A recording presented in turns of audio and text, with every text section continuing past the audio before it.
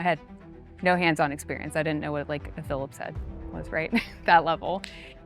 I went to school for history. I have my master's in history, and I graduated in 2009, so it was a very terrible year. Still working my casino job. Even after I graduated, I was like, well, I don't really want to keep working at a casino.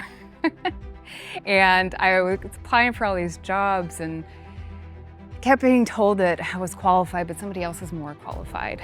And I was looking at all these possibilities. I'm like, okay, what can I do with history? Because I didn't want to be a teacher. And I actually found a National Park Service internship. And I think it was in Idaho, Montana. And it was fixing sod houses and like old cattle ranch fences. I was like, oh, this is really cool. I want this. I didn't get it. But I was like, okay, but then how do I get that qualification to get that? How do I become the person they want to hire for something like that?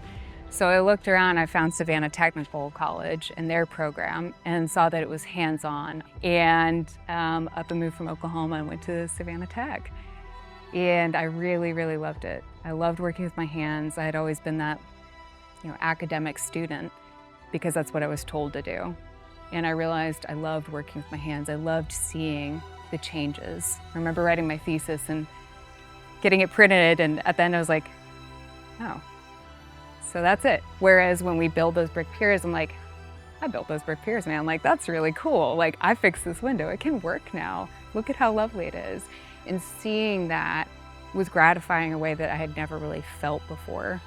I always liked history, obviously, but then the physical history of it, I'm just happy I finally found that way to that connection, then found the place to get the training, and then set up to get all the jobs. So I think anything you can do to understand more of the careers, if you can talk to people who are already in it, find some groups and understand, what does this really look like? And find some type of volunteer class opportunity before you quit your job and move, right?